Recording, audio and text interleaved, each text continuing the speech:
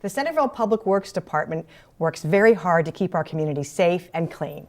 Here to tell us more about Public Works, we have our Public Works Director, Doug Spitler, and Public Works Supervisor, Marty Tackett. And thank you both for being here. Thanks, Maureen. Good to be And I here. know you all are busy year-round doing all kinds of services, but right now we're beginning to hit winter and we're thinking about ice and snow. So let's walk our citizens through how we take care of snow, which I have to say kudos to our crews, because you definitely know when you get to Centerville, our roads are going to be clear and safe. So how do we decide where we're going to start? Well, we do have 6 routes that kind of quadrant off our city, and so we'll have drivers assigned to those 6 areas, and they will start when they go out on their route initially with their primary roads, which would be all your main thoroughfares. A great example would be Alex Bell, Clio Road, State Route 48. From there, they would, when they get those under control, move into their secondary roads. We call those collectors, and they're kind of your arterial roads that go through the neighborhood, and it kind of helps to, just provide a way out of those residential areas out onto the main thoroughfares. Once those get under control, it will move into the residentials depending on how much snowfall we've had or what the event looks like. There will be times where we have to stay on those mains. That's what I was going to say. Yeah. So it sounds like we're going to go here, here, and here, but sometimes it's going to take a lot of time and effort to get those main roads cleared first. Yeah. Sometimes we stay on the mains for hours, just trying to keep traffic moving through the city. And we'll jump in and out of the collectors, as we can. And the residentials obviously have to be on the tail end of that. But we do try to get to those as soon as we can once the snowfall lets up and the main thoroughfares are under control. And we, for the most part, know when a snow event is going to happen. Now we can predict that, so you all are ahead of the game and jump out and make sure that you start putting brine down, right? Correct. Brine is just simply salt water. And those white lines you see the white on the lines, roads, right? And it's just the best way to look at it is if you've ever walked across your driveway and maybe check the mail when there's snow, and then you come back and you try to shovel your driveway off, and wherever you stepped, you left little footprints that the shovel can't hardly scrape up. So what we do is we put that brine down, and it just prevents the snow from bonding to the pavement when the traffic drives over top of it. And that's very important. It's a proactive way to fight a de-icing event because you're working it from the bottom and from the top when we get out with our salt trucks. We've actually found that by having the salt brine down, it's prevented us from even having to call crews out on light dustings.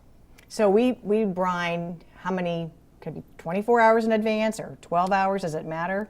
You want to do it as close to an event as possible. As long as you don't have any rainfall forecasted, you can do it within 48 hours is fine. It takes us about 2 days if we do every road in the city, including all the residential streets. Really? So we do have 3 trucks that are set up, and so if we were to go out and hit everything before an event, we're looking at a couple of days to get that done. But do we typically just do the main roads and collectors, or do we try to get as much as we can? That's where it gets tricky because every event's different. You're up against your forecast, you're up against the timing of the event. So if this last event we had time where we could go out and put 2 days of effort into getting the pre-treatment down. So we were able to get everything pre-treated this last event we had. Sometimes we get these events that sneak up on us, and maybe it's after a rain event, and then all of a sudden you got a snow event or an ice event coming at you, and there may only be one work day in there. So in a situation like that, we would probably do just the main thoroughfares to try to get those And snow does not always cooperate. It does not come down during work time. So our crews really are committed because, explain the process of when snow is coming down and when we know that we've got to have a crew go out and hit the road. Yeah, that's the timing of calling the crews in is always a tricky call. We work very close with our Centerville Police Department. Normally, they're aware of when weather's coming, and so if they see it's starting to snow or the snow's starting to collect onto the roadways, they'll give us a call. Sometimes we beat that call. If it's a significant enough forecast, I'm watching and the guys are ready. They're all kind of on point and know they'll be getting called in, and we'll try to just time it as close as we can to the event. So once it starts snowing, if we know it's in the forecast, it's on the radar, we'll get our guys in and get them moving. So they're going to move, they're going to be clearing all the main roads, as you said, then the collectors. We know that your street needs to be plowed, because I know sometimes people will get a little frustrated, and we ask for your patience, because obviously those major roads are for safety reasons, they need to be cleared first. Correct. So again, you can call us, I guess, but we'd like you to be patient and know that we are going to get to your street and we'll make sure it's cleared. And then speaking of that, once we get to your street, there are some tips that residents can follow to make sure that they didn't just clear their driveway and then we come along and put some snow back into it. It's a contest sometimes. We want to try to keep it from being a contest. Right. So first thing, I guess, is park cars. If you can get out ahead of the snow, obviously try to get those parked cars off the street so we can do a complete pass down the curb and then the ice isn't left there. Then also doing your driveway, like you were saying. And I guess if you want to think about it from doing your driveway to the street, you want to place the snow to the right if you're looking from your house to the street. So kind of downstream so that there's as little snow as possible that we would carry across your driveway. It'll make a little bit of a difference, but there's certainly not a lot we can do with the windrowing coming off of the snowplow and plowing a whole street. So that will help. It doesn't eliminate it, but it certainly should help. And then if you need help in clearing your snow, we want to make sure that you are aware that the City of Centerville offers a volunteer resource list. So we have groups in our community who are willing to come and shovel snow for you, either your walk or your driveway. And you can call the city at 433-7151. And we would be glad to give you that list. Also, if you are an individual, a scout group, a youth group, a family, and you would like to help us, and we will need your help when the snow comes, trust me, please give us a call, 433-7151, and get on our resource list.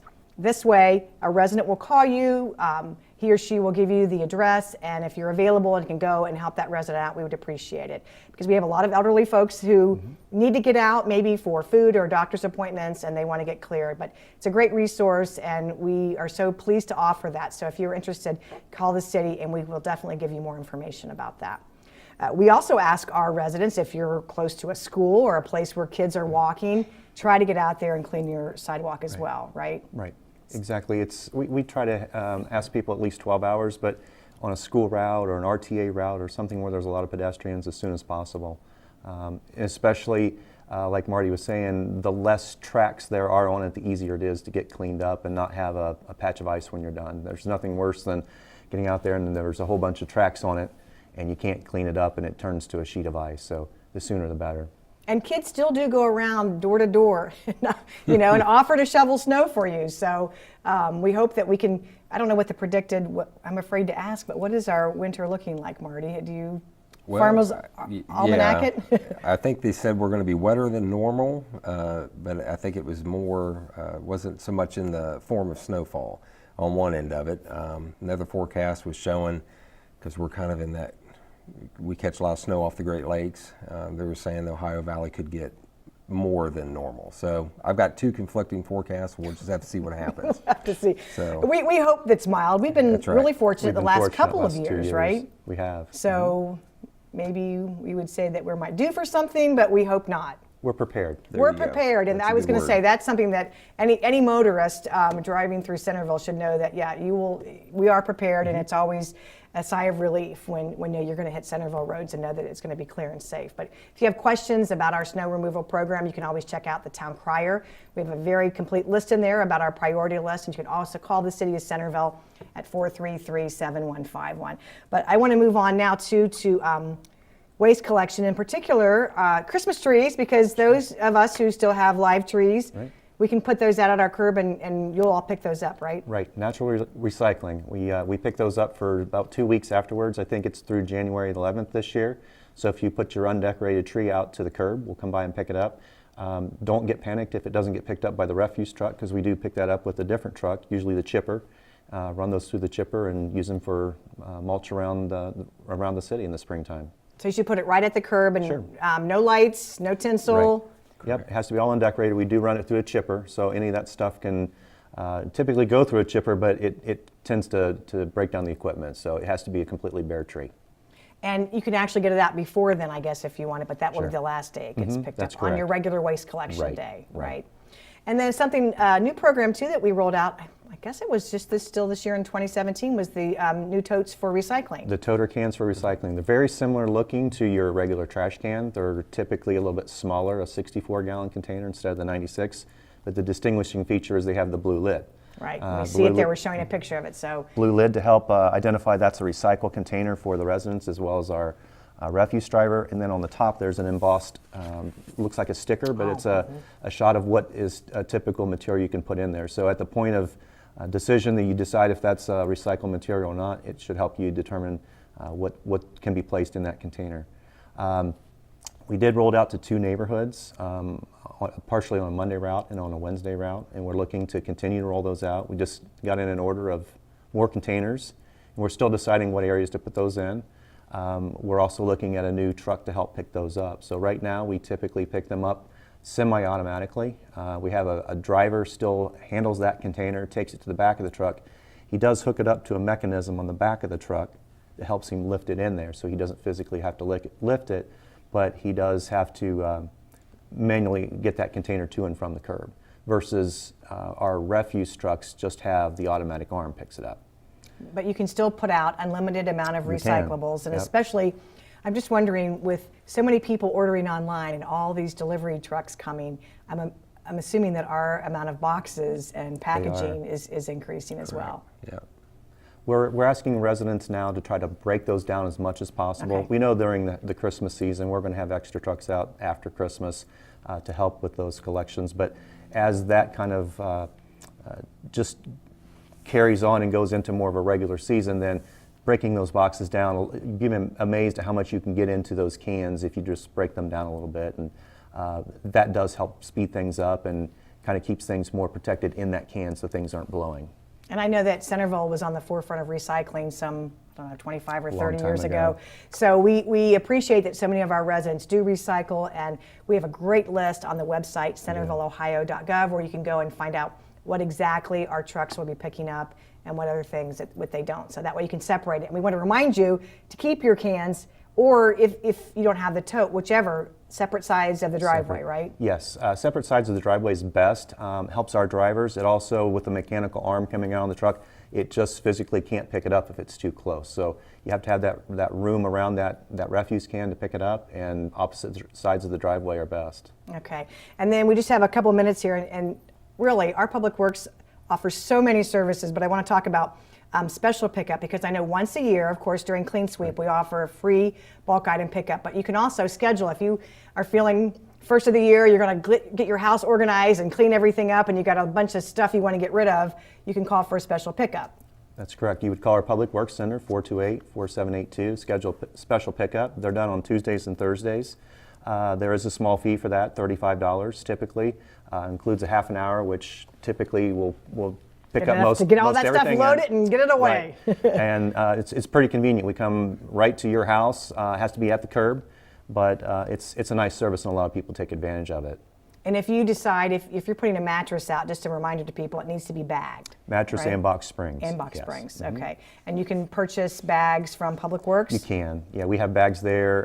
Folks, if they want to, can get them from online stores or big box stores, but we have them available at Public Works. Okay, and then just real quickly too, I want to remind people about brush drop off, because if you're clearing things out, we really have some nice weather still, so people are doing that. They can drop things off. That's correct. The third Saturday of every month from 9 a.m. to noon, and then also every Wednesday from 8 to 4. And that is a free service, Free right? service, You can yep. come and drop that off at the Public Works Center. But again, if you can't make it there, then you can call and order a special pickup as well, right? And then just a little safety tip, that you all are out working year-round, but even clearing snow, if you see anyone who's working out in the roads, be careful, right? Watch these guys. They're working hard. We want to make sure that we keep them safe, because they're doing a great job for us. And as always, we always say hats off to Public Works for all the good work that you do. Thank you. Well, thank you. Thanks for being here. Thanks for watching. We'll see you next time.